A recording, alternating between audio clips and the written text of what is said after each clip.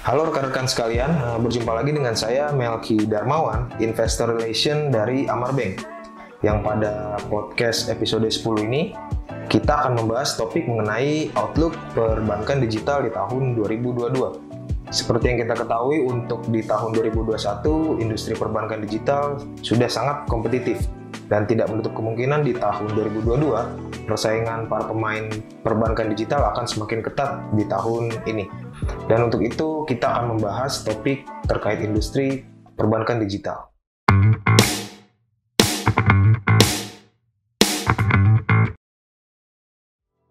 Pada podcast episode kali ini, saya tidak sendirian, karena saya akan ditemani oleh narasumber, yaitu Bapak Rapon Prima, Head of Research dari Surya Fajar Sekuritas. Halo Pak. Halo. Sehat Pak? Sehat Pak.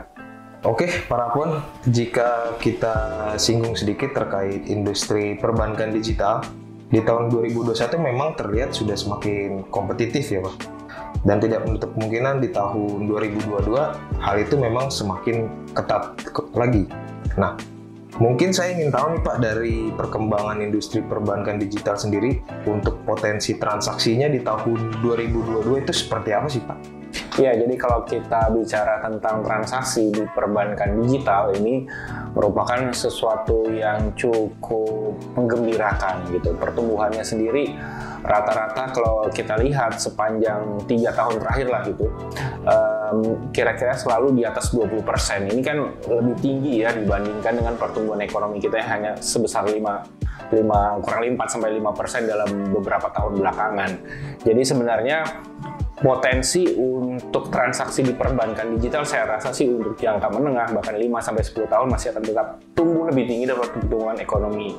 Karena memang perbankan digital itu merupakan layanan perbankan yang merupakan suatu keniscayaan harus terjadi sebagai suatu akibat transformasi dalam sistem ekonomi kita ya. Kalau misalnya kita ingat dulu mungkin 20 tahun yang lalu, pada saat itu transaksi perbankan benar-benar sangat bergantung pada layanan di kantor cabang. Lalu kemudian perbankan memberikan suatu layanan bernama ATM, mesin ATM ya, mungkin seperti itu.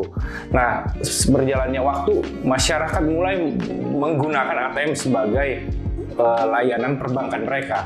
Nah, hal ini juga terjadi lagi di saat ini, di mana kita lihat sebenarnya banyak bank-bank konvensional yang bahkan bukan hanya menutup kantor cabang saat ini, bahkan juga mengurangi jumlah mesin ATM mereka. Karena apa? Karena saat ini masyarakat sudah aktivitas ekonominya sangat-sangat bergantung kepada layanan-layanan digital, terutama di layanan perbankan digital. Seperti itu, Pak Mel. Sangat menarik sekali berarti nih Pak ya, kalau kita lihat dari potensi transaksi industri perbankan digital di tahun 2022 dan seterusnya nih Pak. Tapi kalau saya boleh tahu nih Pak Rapon, dari sisi regulator sendiri bagaimana sih Pak ini dalam mengayomi para pemain industri perbankan digital ini? Ya, jadi kalau kita lihat memang apa yang dilakukan Bank Indonesia sampai sejauh ini terkait dengan ekosistem ya, ekosistem perbankan digital ini sungguh-sungguh sangat memuaskan seperti itu.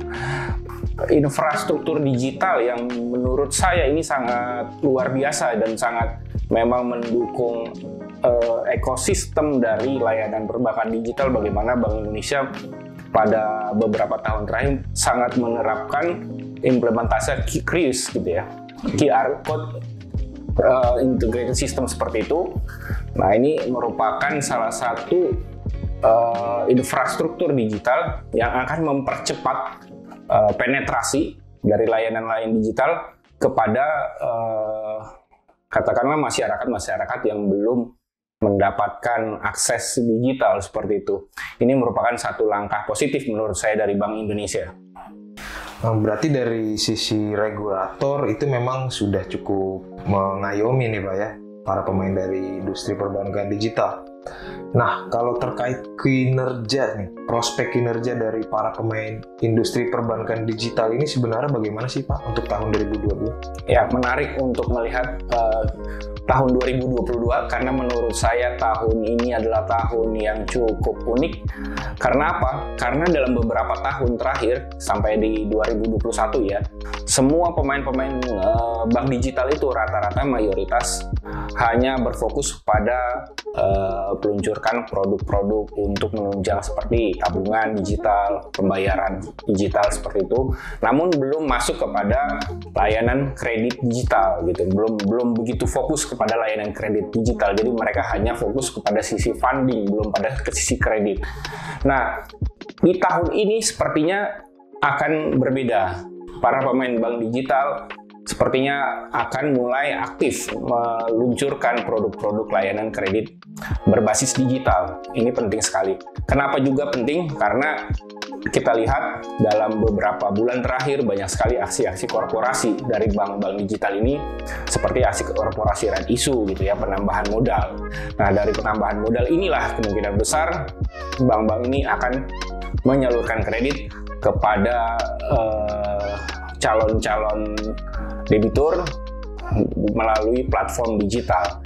Nah, jadi kalau kita lihat dan kita sama mencerna bagaimana potensi besarnya ekosistem layanan perbankan digital, kalau saya melihat sih pertumbuhan kredit digital melalui platform digital sebesar 20% di tahun 2022 ini sangat masuk akal sih, seperti itu. Berarti memang bisa dikatakan untuk kinerja para pemain industri perbankan digital ini ya Pak, memang sangat prospektif untuk beberapa tahun ke depan. Tapi gini Pak Rapon, kalau saya lihat industri perbankan digital ini sebenarnya banyak dibantu juga nih oleh demografi kita yang banyak diisi oleh milenial pada saat ini. Kalau dari pandangan Pak Rapon sendiri, bagaimana sih Pak pertumbuhan milenial ini terhadap korelasinya terhadap industri perbankan digital di Indonesia? Ya, saya sependapat bahwa memang struktur demografi Indonesia ini sangat mendukung sekali untuk perbankan digital ini untuk tumbuh dengan pesat ya. Jadi kita lihat memang generasi muda ini justru yang lebih memiliki jumlah yang lebih banyak daripada generasi tua.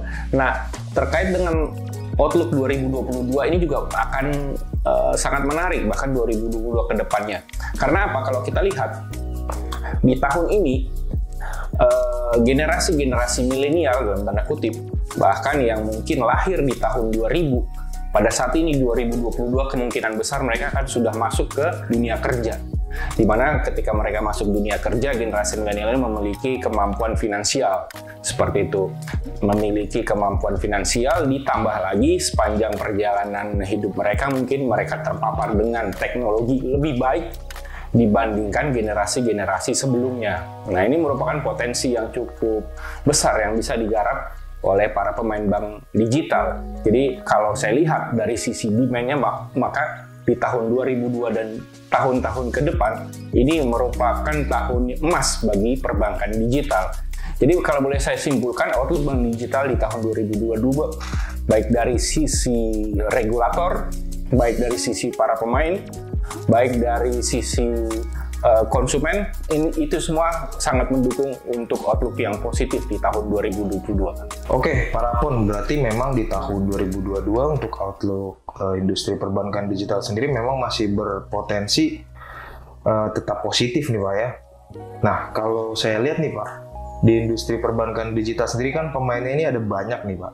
Nah, bagaimana nih pandangan Pak Rapon terkait salah satu pemainnya yaitu Bank Amar Indonesia? Ya, kalau kita flashback tadi penjelasan sebelumnya bahwa tahun 2022 akan menjadi tahun di mana para pemain digital, bank digital ini akan fokus pada penyaluran kredit ya. Jadi kalau kita bicara Bank Amar, ini sebenarnya bank yang sudah lebih dahulu dibandingkan para pemain yang lain untuk menyalurkan kredit. Jadi ketika para bank digital ini yang lain masih sibuk kepada menyalurkan produk seperti produk-produk tabungan, Bank Amar sudah terlebih dahulu menyalurkan produk kredit digital seperti misalnya produk seperti Tunaiku seperti itu.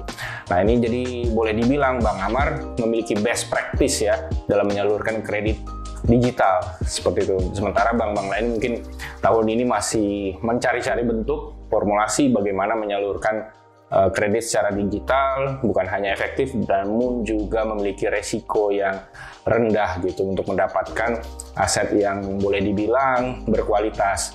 Nah kalau dari sisi aset quality sendiri, Bank Amar sendiri saat ini dengan NPL di sekitar 2-3% menurut saya itu suatu hal yang cukup menggembirakan karena tidak jauh berbeda dibandingkan dengan NPL dari bank-bank konvensional ya.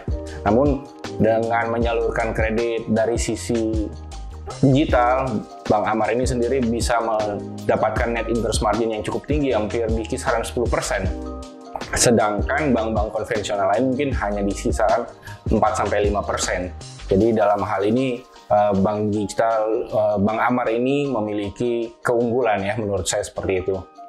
Oke, Pak Rafon, berarti memang Bank Amar Indonesia sendiri mempunyai prospek yang cukup positif ya Pak, sebagai salah satu pemain dari industri perbankan digital di Indonesia. Ya.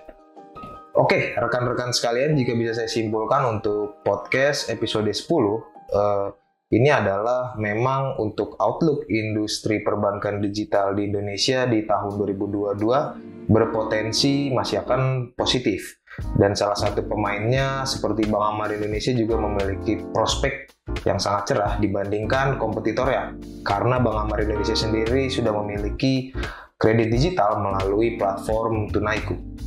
Oke, mungkin itu saja Pak untuk podcast kita hari ini. Terima kasih Pak Rafon. Terima kasih Pak Melki. Oke, rekan-rekan sekalian, jangan lupa untuk like, share, komen, dan subscribe channel Amar Bank Official. Saya Melki Darmawan, sampai jumpa di podcast episode selanjutnya.